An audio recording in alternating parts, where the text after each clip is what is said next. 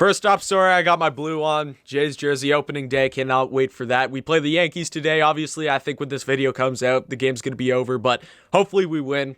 Jays are going to win the World Series this year. Next, going on of our series of breaking down each and every single Gamecocks position, we head to the defense. We finished the offense on Monday, or on Tuesday that was. We did O-lineman, we did QB, running back, tight end, and then wide receivers.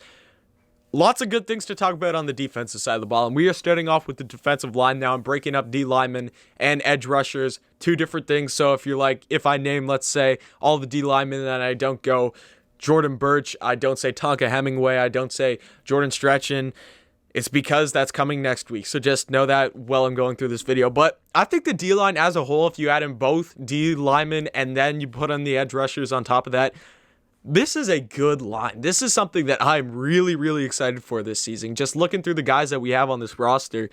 Yes, we still need work. Nothing is perfect. Nothing is ever perfect. But if you look at the strengths of this South Carolina defense, the D-line, I think for sure is up there. So let's break it down. Starting off with the guy who it's his make or break season. I think that is a given, and everyone knows it coming into the season. Zach Pickens, 5-star at a TL Hanna, going into his junior year with the South Carolina Gamecocks. We know what we have in Zach Pickens. We know the talent that is there. We just haven't seen it in game situations yet. Now, he's shown signs of being really, really good for this Gamecocks team. I think this is the make or break season. Everyone knows it. I pray that this is the make season for Zach Pickens, because he is talent that we definitely do not want to go by the wayside. He's an amazing player, and I hope he has a massive year. I hope he has one of the best years that any Gamecock player has had in the last couple years this year for Zach Pickens. So first off, him on the D-line, going to be huge. And another guy, Rick Sandich, a guy that doesn't usually get talked about that much, but a senior coming in for another season. I think he's just another guy who I don't think he's going to be one of the main guys that you're going to talk about. I think if you talk about the main D lineman for the Gamecocks, you look at Zach Pickens and you look at Jabari Ellis. I think those are your two main guys. But you look at the other guys that you got here, and Rick Sandich, a senior, has experience. I think he is going to be very key for this Gamecocks D line, that when one of those guys needs a break, going to come in and hopefully make a big play for the Gamecocks. Let's talk about some other guys. Alex Huntley, redshirt freshman, coming out of the same school, Hammond High School. I know he goes a bit by the wayside too, because his teammate coming to South Carolina, Jordan Birch, huge 5-star pull for us. But let's not forget about Alex Huntley. He was still a huge 4-star recruit that we had for us back in, what year was that? Our 2020 class. I expect him, we haven't seen that much from Alex Huntley. We could have a hidden gem hidden under the dust right now on Alex Huntley. He just needs to get that in-game experience. So he's another guy that I'm really looking forward to have on this season. Jabari Ellis, coming back for another year. I think he is a key factor in this Gamecocks D-line. Huge up front for the Gamecocks. You talk about, I don't want to say Javon Kinlaw good, but he has had his good sprouts for the Gamecocks in the last couple of years. Jabari Ellis has.